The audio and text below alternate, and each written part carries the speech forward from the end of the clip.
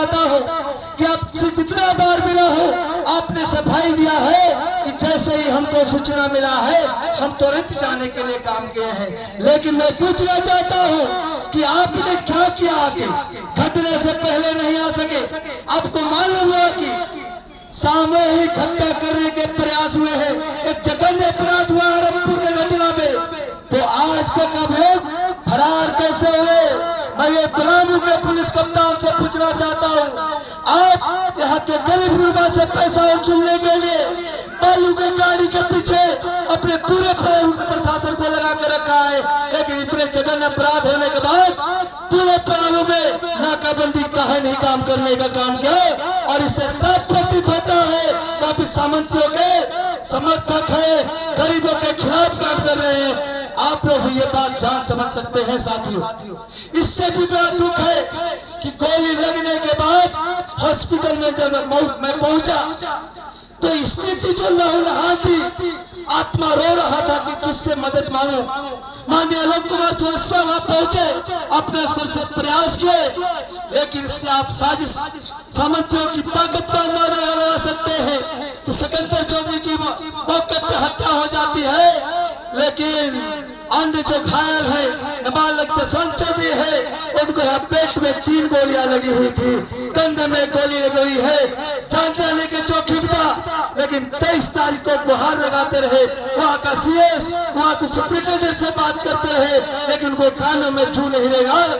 और 23 तारीख गुजर गया, 24 तारीख गुजर गया, और 25 तारीख को जब हम लोग पलामू संग्रहालय का घेराव करते हैं तब पलामू की प्रशासन जागती है, तब जाकर संजय चौधरी और जसवंत चौधरी की जान बचाई जा सकती है। और ये गरीब के ताकत की वजह से जान बचाई गई है। तो मेरा विश्वास है कि सामंतियों के गठजोड़ जिस तरीका से दिख रहा है, जो घायल लोग थे उनको भी जान लेने का इनका पूरा प्लान था। जब 25 तारीख की हम लोग धरना प्रदर्शन किए, उसके बाद पुलिस महकमा के द्वारा हम लोग को आश्वासन मिला कि हम लोग बहुत जल्दी ये कर सकते हैं, गिरफ्तार कर सकते हैं। लेकिन मैं समझता हूँ कि झूठा आश्वासन देने का इन्होंने काम किया है, जिस पे हम लोग विश्वास करने का काम किए, और विश्वास करने के बाद हम लोग को धोखा मिला है, ठगा और छला गया है। इसलिए ये प्रतिवाद मार्च, प्रतिरोध मार्च की आवश्यकता पड़ी है।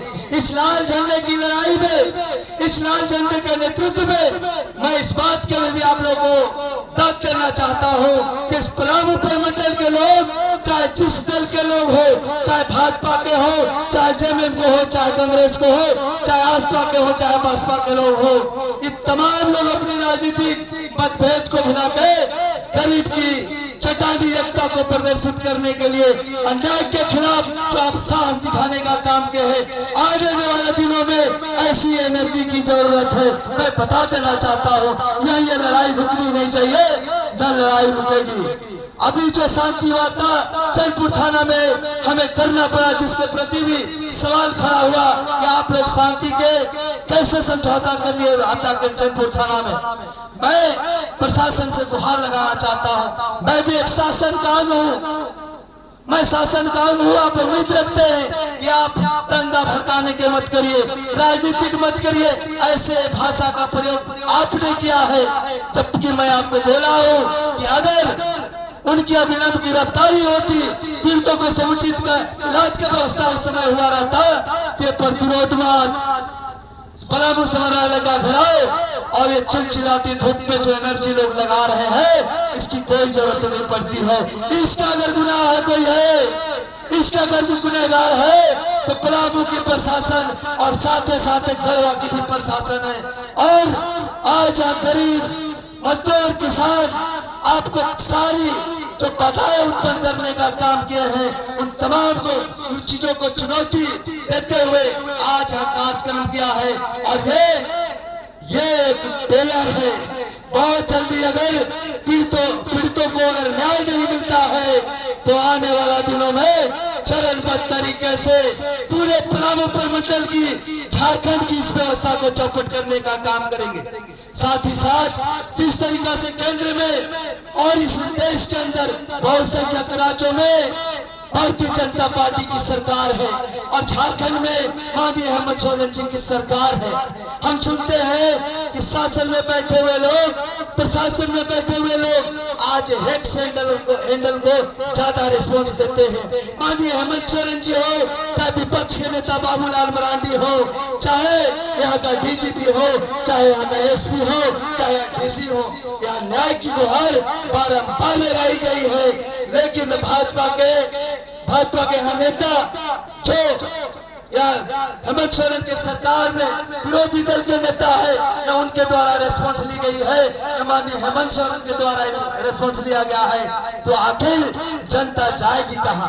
हम अपनी आवाज को लोकतांत्रिक तरीके से बुलंद करना चाहते हैं, या न्याय, अत्याचार और जुल्म के खिलाफ गरीबों को संगठित करना चाहते हैं, उसमें भी आप बाधा पहुंचाना चाहते हैं, तो ये बहुत गलत बात है और शर्मनाक बात है।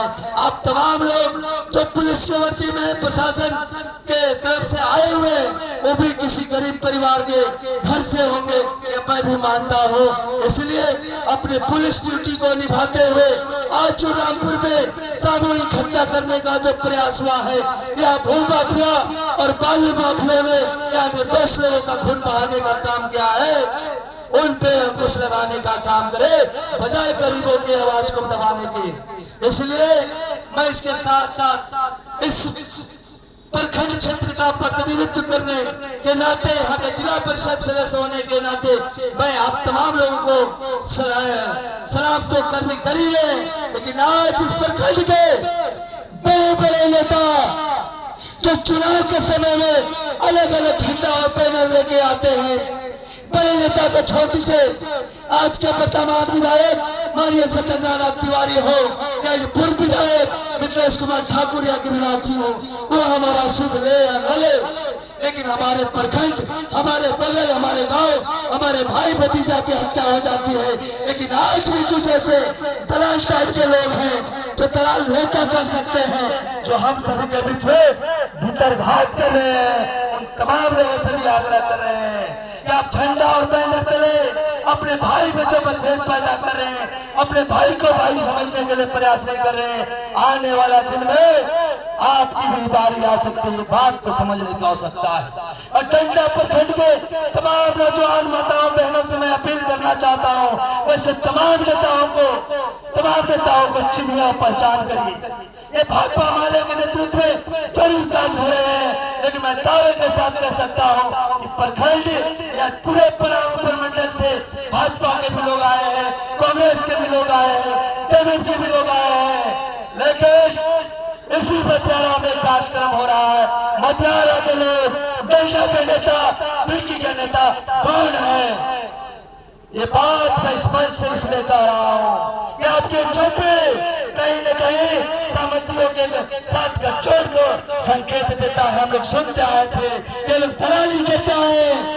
आज 21वीं सदी में दलाली बर्दाश्त नहीं की जाएगी। आप जनता के अगर हितैषी है तो जनता के साथ खड़ा रहिए, चाहे झंडा किसी का हो, बैनर किसी का हो, लेकिन लड़ाई गरीब की लड़ा जा रहा है, मजदूर के लिए लड़ा जा रहा है। और मैं इसी आशा उम्मीद के साथ में बहुत ज्यादा न कहते हुए आप तमाम लोगों को फिर से सलाम करते हुए पूरे प्रशासन महकमा से आग्रह है कि अविलंब कार्रवाई नहीं हुई तो इससे भी ज्यादा ये जो चिंगारी भड़की है, ये आग लगने में बहुत ज्यादा समय नहीं लगा है।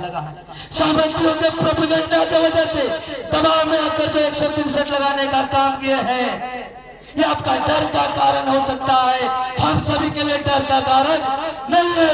हमारे छगेंद्र चौधरी के न्याय के लिए किसी भी हद तक ये गरीब परिवार मजदूर किसान गुजरने के लिए तैयार है, मैं ये बता देना चाहता हूँ। बहुत ज्यादा न कहते हुए आपने जो कमिटमेंट किया है, आपके सामने जो चुनौती है, जो हमारा सवाल है, उस सवाल को पूरा करिए। गरीब अपने घरों में कमाएगा और खाएगा, शांति चाहता है, लेकिन सामंतियों के साथ मिलकर अगर आप अशांति अगर फैलाना चाहते हैं, ये बर्दाश्त से बाहर है।